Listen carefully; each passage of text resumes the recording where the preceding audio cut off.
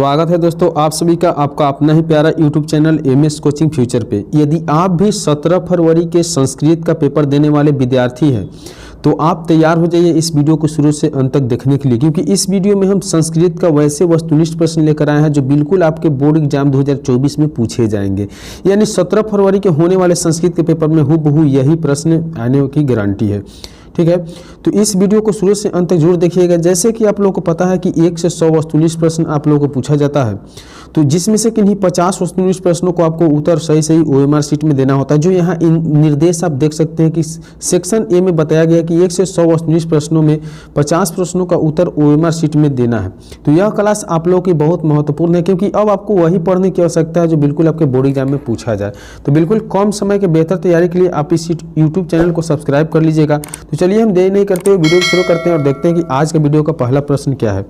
तो दिया हुआ है कि पाटलिपुत्र पटना के नाम से कब प्रसिद्ध हुआ। पाटलिपुत्र जो है पटना के नाम से कब प्रसिद्ध हुआ? मुगल वंश में, गुप्त काल में, या मध्य काल में, या अंग्रेजों के शासन काल में।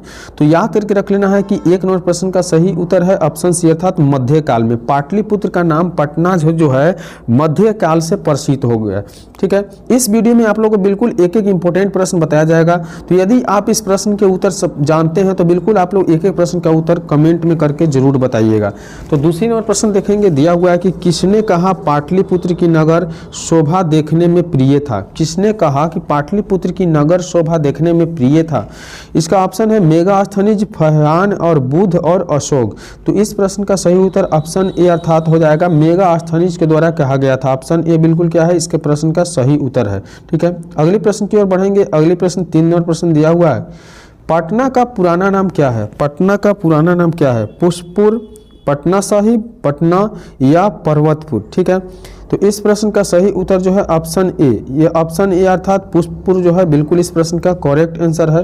अगले प्रश्न की ओर बढ़ेंगे। 5 नंबर प्रश्न देखेंगे। दिया हुआ है कि पटना के उत्तर दिशा में कौन सी नदी है? पटना के उत्तर दिशा में कौन सी नदी है? गंगा नदी है, कोसी नदी है, या पुनपुन नदी है, या सोन नदी है? तो इस प्रश्न का सही उत्तर जो है गंगा नदी, यानी पटना के उत्तर में जो है गंगा नदी है। इसका ऑप्शन ए बिल्कुल सही उत्तर हो जाएगा। अगले प्रश्न की ओर बढ़ेंगे। 6 नंबर प्रश्न देखेंगे। दिया हुआ है कि पाटलिपुत्र में कौन बार बार आए थे? पाटलिपुत्र में कौन बार बार आए थे? तो इस प्रश्न का जो सही उत्तर हो जाएगा वह ऑप्शन सी अर्थात भगवान बुद्ध। इसलिए इसका सही ऑप्शन सी हो जाएगा। भगवान बुद्ध जो है पटना में बार बार आए थे। अगले प्रश्न की ओर बढ़ेंगे और 7 नंबर प्रश्न देखेंगे। दिया हुआ है कि पटना नगर की पालिका देवी कौन है? पटना नगर की पालिका देवी कौन है? बहुत इंपॉर्टेंट प्रश्न है। इस प्रश्न का ऑप्शन जो है शीतला देवी, काली देवी, पटन देवी और गौरी देवी। तो इस प्रश्न का जो सही उत्तर है वह है पटन देवी, क्योंकि पटना का नगर पालिका का देवी जो है वह है पटन देवी। ठीक है, इसका ऑप्शन सी बिल्कुल सही उत्तर हो जाएगा। अगली प्रश्न की ओर बढ़ेंगे। 8 नंबर प्रश्न देखेंगे। दिया हुआ है कि पटना किस नदी के किनारे अवस्थित है? पटना किस नदी के किनारे अवस्थित है? यमुना, सोन, गंगा और फाल्गु। इस प्रश्न का सही उत्तर क्या होगा? तो पटना जो है गंगा नदी के किनारे अवस्थित है, इसलिए इस प्रश्न का सही उत्तर ऑप्शन सी हो जाएगा। आगे बढ़ते हैं, देखते हैं 9 नंबर प्रश्न। 9 नंबर प्रश्न दिया हुआ है कि पटना में कौमुदी महोत्सव कब मनाया जाता था? पटना में कौमुदी महोत्सव कब मनाया जाता था?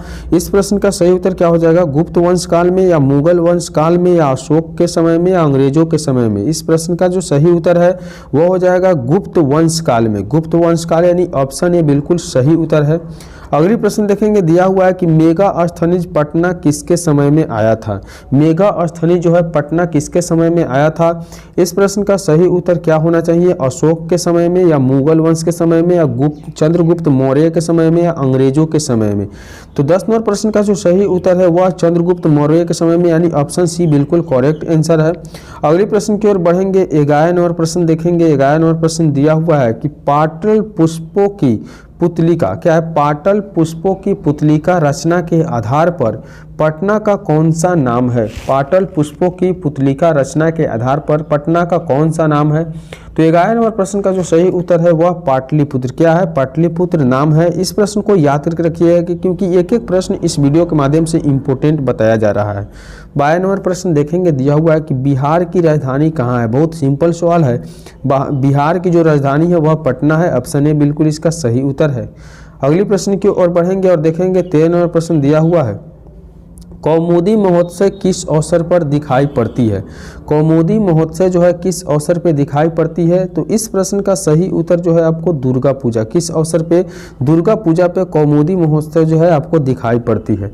अगली प्रश्न की ओर बढ़ेंगे। 14 नंबर प्रश्न देखेंगे, दिया हुआ है कि किस नदी पर गांधी सेतु सड़क मार्ग बना है? किस नदी पर गांधी सेतु सड़क मार्ग बना है? सोन नदी इसका पहला ऑप्शन है, गंगा दूसरा है और यमुना तीसरा है और गंडक जो है चौथा ऑप्शन है। यानी किस नदी पर गांधी सेतु बना है? तो याद रखना है कि गंगा नदी पर जो है गांधी सेतु बना है, इसलिए इस प्रश्न का सही उत्तर ऑप्शन बी हो जाएगा। अगली प्रश्न की ओर बढ़ेंगे। 15 नंबर प्रश्न दिया हुआ है कि योग सूत्र के रचनाकार कौन है? योग सूत्र के रचनाकार कौन है? ऑप्शन दिया गया है, ए में पाणिनि, बी में वररुचि, सी में पतंजलि और डी में भास। इस प्रश्न का सही उत्तर क्या होना चाहिए? तो ऑप्शन सी अर्थात पतंजलि होना चाहिए। इस सब का ऑप्शन सी बिल्कुल सही उत्तर है। अगली प्रश्न देखेंगे। 16 नंबर प्रश्न दिया हुआ है कि शरत काल में कौन सा महोत्सव होता था? शरत काल में कौन सा महोत्सव होता था?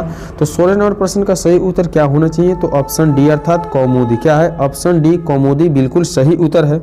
अगली प्रश्न की ओर बढ़ेंगे। 17 नंबर प्रश्न देखेंगे। दिया हुआ है कि कौमुदी महोत्सव किस वंश में प्रचलित था? कौमुदी महोत्सव किस वंश में प्रचलित था? राजवंश में या गुप्त वंश में या पुरु वंश में या अशोक में? तो इस प्रश्न का जो सही उत्तर हो जाएगा वो आपका गुप्त वंश में। यानी कौमुदी महोत्सव किस वंश में प्रचलित था? तो गुप्त वंश में प्रचलित था। अगली प्रश्न यानी 18 नंबर प्रश्न देखेंगे। दिया हुआ है व्याकरण के रचनाकार कौन है? व्याकरण के रचनाकार कौन है? पिंगल है या पाणिनि है या भास है या वररुचि है? तो इस प्रश्न का जो सही उत्तर है वह है पाणिनि। यानी याद रखना है कि ऑप्शन बी करेक्ट आंसर है। व्याकरण की रचनाकार कौन है? तो पाणिनि है। ठीक है। अगले प्रश्न की ओर बढ़ेंगे। 19 नंबर प्रश्न दिया हुआ है कि पटन देवी कहाँ अवस्थित है? पटन देवी कहाँ अवस्थित है? वैशाली में या राजगृह में या नालंदा में या पटना में? तो इस प्रश्न का जो सही उत्तर है वो ऑप्शन डी अर्थात पटना में। यानी पटन देवी जो है पटना में अवस्थित है। अगले प्रश्न की ओर बढ़ेंगे। एक एक प्रश्न इंपॉर्टेंट है। यदि अभी तक इस वीडियो को लाइक नहीं किया तो बिल्कुल लाइक कर दीजिए। चैनल पे पहली बार आए हैं तो बिल्कुल सब्सक्राइब कर लीजिएगा।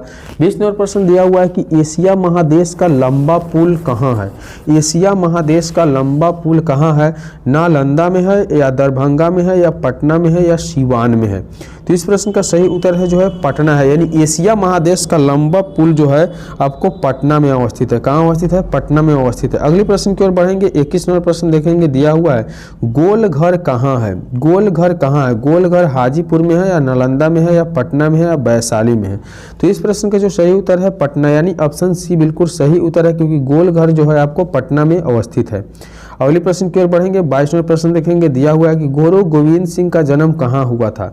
गुरु गोविंद सिंह का जन्म कहाँ हुआ था? पटना में हुआ था या वैशाली में हुआ था या नालंदा में हुआ था या गया में हुआ था? तो 22 नंबर प्रश्न का जो सही उत्तर है वह पटना में हुआ था। गुरु गोविंद सिंह का जन्म कहाँ हुआ था? पटना में हुआ था। अगले प्रश्न 23 नंबर प्रश्न की ओर बढ़ेंगे। 23 नंबर प्रश्न दिया हुआ है कि मुगल काल में किसका उद्धार हुआ? मुगल काल में किसका उद्धार हुआ? भोजपुर का या पाटलिपुत्र का या गया का या वैशाली का?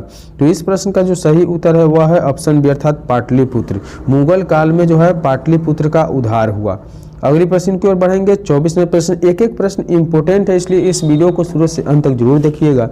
24 नंबर प्रश्न दिया हुआ है कि गोविंद सिंह सिख संप्रदाय में कौन से गुरु थे? गोविंद सिंह संप्रदाय में कौन से गुरु थे? यानी 7वें गुरु थे या 8वें गुरु थे या 9वीं या 10वीं गुरु थे? तो 24 नंबर प्रश्न का सही उत्तर है 10वें गुरु। कितने गुरु थे? 10वें गुरु थे। अगली प्रश्न यानी 25 नंबर प्रश्न देखेंगे। दिया हुआ है कि गांधी सेतु कहाँ है? गांधी सेतु कहाँ है? भागलपुर में है या पाटलिपुत्र में है या गया में है या बक्सर में है? इस प्रश्न का सही उत्तर है पाटलिपुत्र। ऑप्शन बी बिल्कुल सही उत्तर है। यानी गांधी सेतु जो है पाटलिपुत्र में अवस्थित है। अगली प्रश्न देखेंगे। 26 नंबर प्रश्न दिया हुआ है कि कूटनीति क्या है? कूटनीतम काव्य के कवि कौन है? कूटनीतम काव्य के कवि कौन है? ऑप्शन ए में दिया हुआ है राजशेखर, ऑप्शन बी में दिया हुआ है दामोदर गुप्ता, ऑप्शन सी में दिया हुआ है विशाखा दत्ता, ऑप्शन डी में दिया हुआ है कालिदास।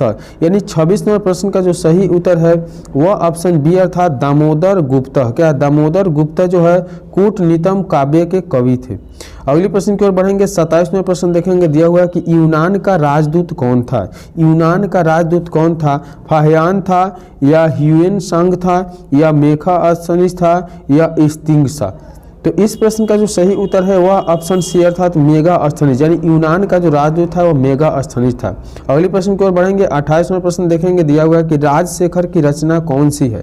राजशेखर की रचना कौन सी है, तो 28वें प्रश्न का जो सही उत्तर है वह ऑप्शन ए अर्थात काव्य मीमांसा, यानी राजशेखर की जो रचना है काव्य मीमांसा है राजशेखर की रचना। अगले प्रश्न की ओर बढ़ेंगे। 29वां प्रश्न देखेंगे, दिया हुआ है कि कौमुदी महोत्सव किस ऋतु में मनाया जाता था। कौमुदी महोत्सव किस ऋतु में मनाया जाता था, बसंत ऋतु में या वर्षा ऋतु में या ग्रीष्म ऋतु में या शरद ऋतु में। तो 29वें प्रश्न का जो सही उत्तर है ऑप्शन डी अर्थात शरद ऋतु में जो है कौमुदी महोत्सव मनाया जाता था। अगले प्रश्न की ओर बढ़ेंगे। 30वां प्रश्न देखेंगे, दिया हुआ है कि किसके समय में पाटलिपुत्र अधिक समृद्ध था। किसके समय में पाटलिपुत्र अधिक समृद्ध था, चंद्रगुप्त मौर्य, अशोक और बुध और मेगास्थनीज। इस प्रश्न का यानी 30वें प्रश्न का सही उत्तर है चंद्रगुप्त, यानी चंद्रगुप्त के समय में पाटलिपुत्र अधिक समृद्ध था। अगले प्रश्न यानी 31वां प्रश्न देखेंगे, दिया हुआ है कि अस्थि महित क्या है, अस्थि महित लतिलंकम परिभूत पुरंदर स्थानम कहाँ से लिया गया है। तो इस प्रश्न का जो सही उत्तर है वह है ऑप्शन सी अर्थात पाटलिपुत्र वैभवम से लिया गया। किससे, पाटलिपुत्र वैभवम से लिया गया है। अगले प्रश्न 32वां प्रश्न दिया हुआ है कि काव्य मीमांसा के रचनाकार कौन है। काव्य मीमांसा के रचनाकार कौन है, तो 32वां प्रश्न का सही उत्तर है राजशेखर। क्या है, राजशेखर जो है काव्य मीमांसा के रचनाकार है।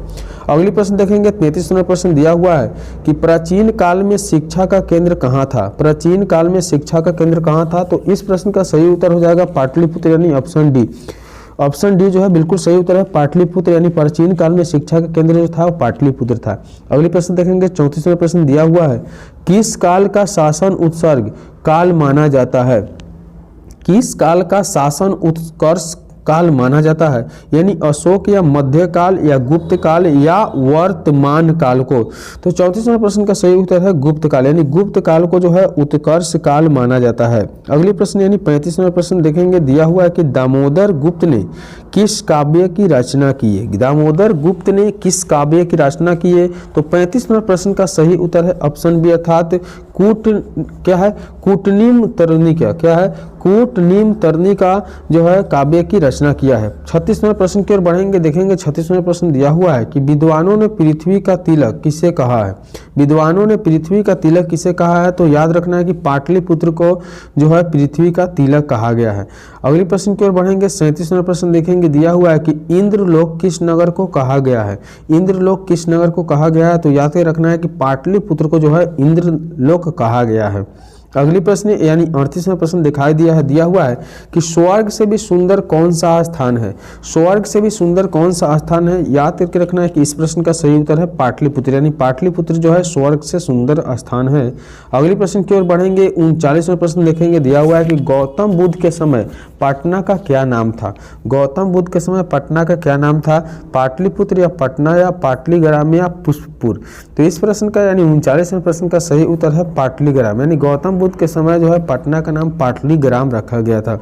अगले प्रश्न की ओर बढ़ेंगे। 40वां प्रश्न देखेंगे। दिया हुआ है कि भगवान बुद्ध भविष्य में किस नगर को महानगर बनेगा कहे थे। भगवान बुद्ध ने भविष्य में किस नगर को महानगर बनेगा या कहे थे, तो यह है पाटलिपुत्र, यानी ऑप्शन जो है डी बिल्कुल सही उत्तर है। तो इस वीडियो में हम आपको 1 से 40 क्वेश्चन प्रश्न बताए हैं जो बिल्कुल इंपॉर्टेंट है। इसी तरह के लगातार वीडियो देखने के लिए आप इस यूट्यूब चैनल को सब्सक्राइब कर लीजिए। चलिए मिलेंगे अगले वीडियो में, तब तक के लिए बाय।